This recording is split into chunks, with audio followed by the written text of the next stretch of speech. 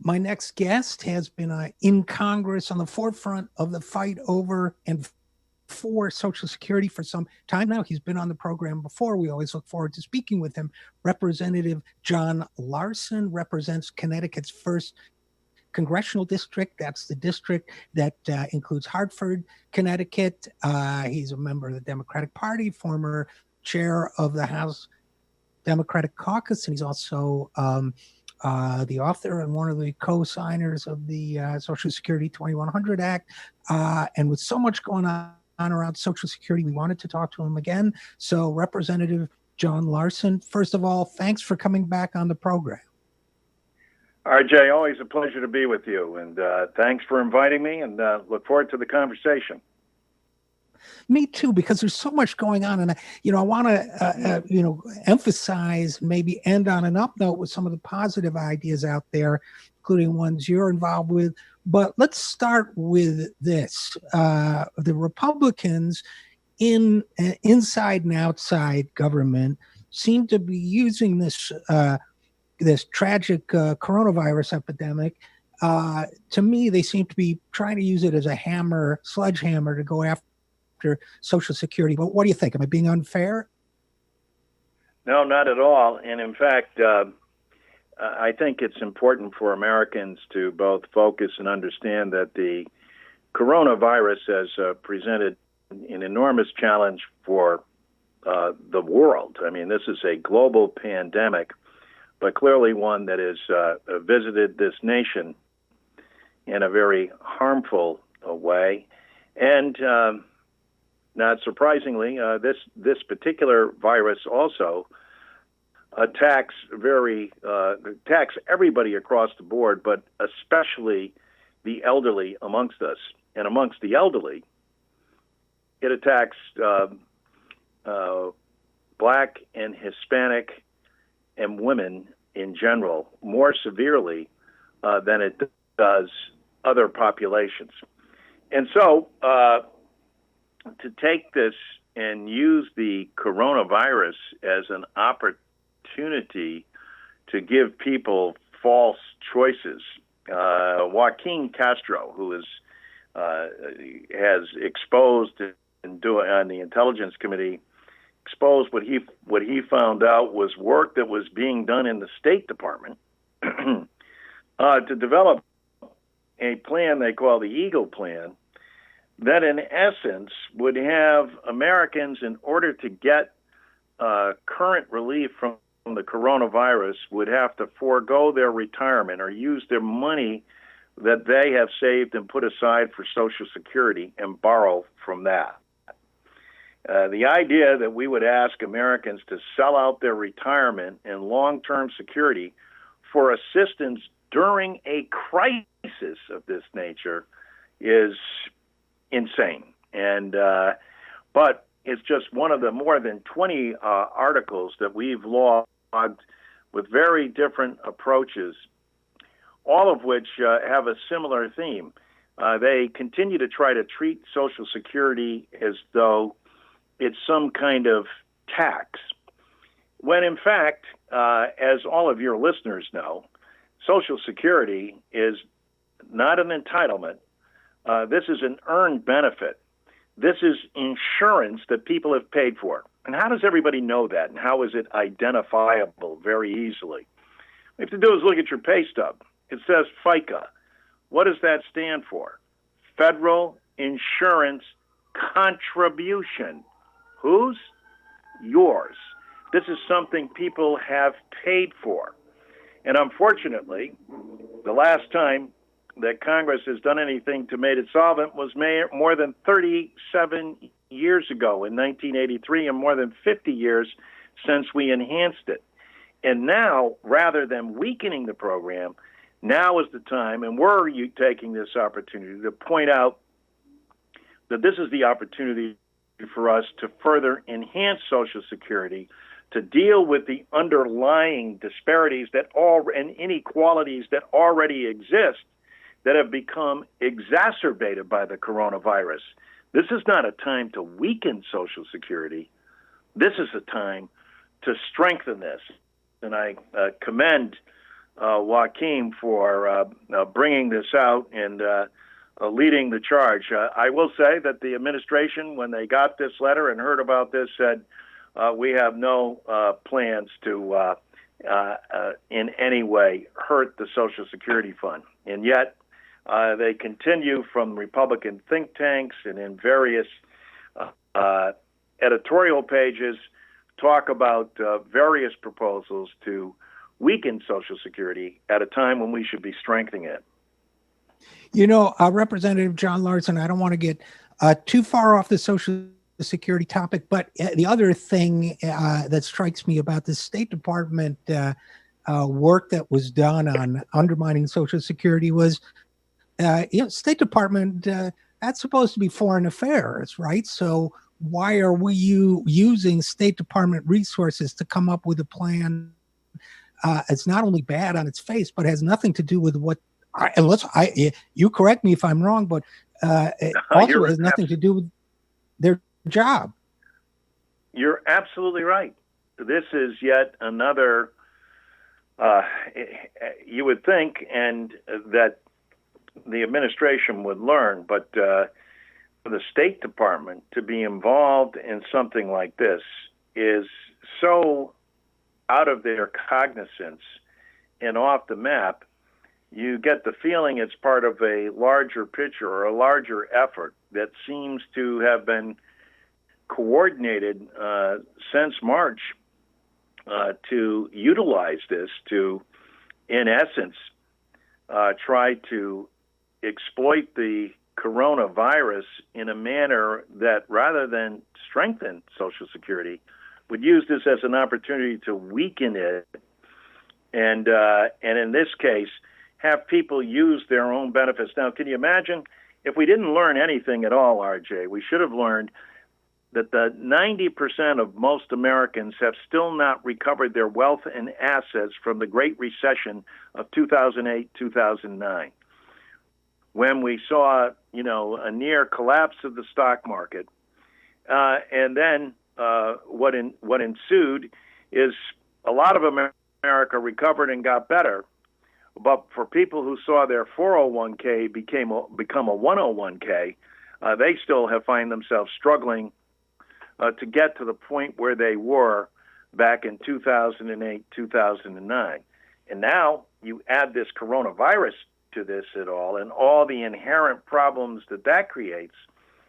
If anything, what we should be doing is saying, hey, listen, during 2000 and 2008, when people lost a lot of their benefits, Social Security never missed a payment. And also, Social Security, as you know, is not just a pension benefit. This is also spousal coverage, dependent coverage, and disability coverage. What this virus also exposes, though, is that because of its impact on unemployment, that this will clearly have an impact on the solvency of the trust fund, even though now it's still scheduled, according to the actuaries, to be there through 2035. They, of course, were not privy to all the information and data and facts that are coming forward daily with respect to the coronavirus. So, and Representative John Larson, that gets me to another point about what the Republicans are doing. And, you're a more reasonable person than me. You focus a lot on the solvency of Social Security. I'm more of an pay it and figure it out later guy. But that's the way to build bipartisan support. I understand that. But on the Republican side, there's also been a lot of talk, as I understand it, about, of all the things they could do to get assistance to the American people in a time of need. What they went for, what they seem to always go for, is let's cancel the payroll tax for a while, the FICA tax that you mentioned, when that's not, that's a relatively small amount for most working people every week. But they immediately go to canceling that, which would make the solvency problems worse, which in my mind, they would then turn around and use that as an excuse to try to gut the program. So my red flags went up right away when they started talking about that. But what do you think of that? Well, your instincts are absolutely correct. Listen, I opposed President Obama when he and Mitch McConnell had this notion. This is not good for Social Security long term, and especially when we're dealing with both solvency issues and, in this case, a virus that has a negative impact that will hurt both from a health perspective and from an economic perspective. And as we've repeatedly said, this is a time when we need to both strengthen Social Security long-term and short-term. There's 10,000 baby boomers that become eligible a day. But, the irony is millennials will need this more than baby boomers, with more than 53% of all millennials having no other form of retirement other than Social Security. And I heard yesterday from someone said, well, yeah, you have to remember that the millennial age and the gig economy and everything else, well, they're entrepreneurs. I said, yes, and entrepreneurs need it more because Social Security is what allows them to take risk. Because even if their entrepreneurial efforts fail, what they know for sure is that not only from a pension standpoint, but from a disability, spousal, and dependent coverage, that the one program that's never missed a payment and never failed, because it's the full faith and credit of the United States government, is Social Security. And oh, by the way, as Roosevelt intended it, it's paid for by you. And that's and it's an earned benefit. This is not a tax, even though it's called sometimes referred to as a payroll tax, it's a misnomer. This is an insurance premium that is deducted from your payroll. That is true, but it's an insurance premium that goes to cover disability, dependents, spousal, and pension benefits for the contributor. That's the genius of Franklin Delano Roosevelt and Francis Perkins. So, and if I recall correctly, Roosevelt said he did it that way so that no damn politician could get at it. Of course, nothing present company accepted there, but that he specifically was doing that to make the program sound. So it's an interesting point you raised, Representative Larson. By using the language of payroll tax, they're subtly kind of undermining support for the program, and that's interesting. I want to get back to something. Go ahead. They always refer to it as a tax, as opposed and they want to make that point, especially during this coronavirus. They want to make, oh God, we can't possibly have any kind of increase in taxes. No, but you would want to make sure that you have insurance premiums that are being paid that are going to be there to make sure that you, both currently and in your retirement, and whether you, hopefully you don't, but whether you need a disability payment or whether there's a premature death and you need dependent or spousal coverage, you want to make sure that that's there. And that is not a tax. That is payment for an earned benefit. And Representative Larson, before I let you go, there's one other issue I want to get back to and make sure that we close the loop on. You mentioned quite correctly, to my knowledge, that this coronavirus is especially hitting the elderly, minority communities, women, all of whom, as I understand it, on average, get less in Social Security benefits for various reasons, or tend to get less. Obviously, there are exceptions. And so some of those folks, I would imagine, whether they're disabled or elderly, as a result of the coronavirus, not only are they at risk, but because they're at risk, their expenses are probably going up, right? They got to somehow get groceries delivered, get food delivered, what have you. Many of them live alone. So you have introduced, as I understand it, a relief bill to expand benefits in the meantime to make sure that more people don't slip into poverty, to make sure that people have a little extra to help them get through. Is that correct? Absolutely. And thank you for bringing that up. What we've done is said we've introduced the Social Security 2100 Act, which, again, says even as important as Social Security is, it itself, as it currently stands, is inequitable. And who is it inequitable for? We have people that have worked a lifetime who have paid into the system, and yet more than 5 million Americans receive below poverty level wages from Social Security. On average, and nobody gets wealthy on Social Security, the average for Social Security is $18,000 for males, $14,000 for females. More than 5 million of your fellow Americans receive checks that are far below that. So what we've said is that what we need to do is both change and increase the minimum benefit to make sure that it's 125% of whatever the poverty level is. That will become the new floor for Social Security. That we have a 2% across the board increase. That we reduce taxes on people who are out currently working, and because they have to, but they shouldn't have to see their Social Security be taxed at the same time. But also ensuring that grandparents and other relatives are entitled to benefits because they have found themselves in the position of being the care providers. Improving widows' benefits, and also ensuring dependent students are qualified for benefits through age 21, especially if they're attending college, et cetera. So that's what we've done in an emergency basis to say that, listen, during this time and during this coronavirus, and the money should come temporarily right out of the Treasury and go to protect these benefits. Nancy Altman actually came up with a great idea as well. She said, you know what, and testified at a hearing the other day, why don't we do this? Just adopt Social Security 2100, but postpone the funding of it until after the coronavirus, but put the benefits in place.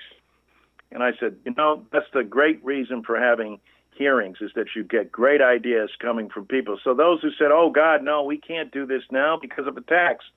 Well, we won't tax now. We'll tax later on. And as she pointed out, what we've proposed is the smallest increase ever that Social Security has made.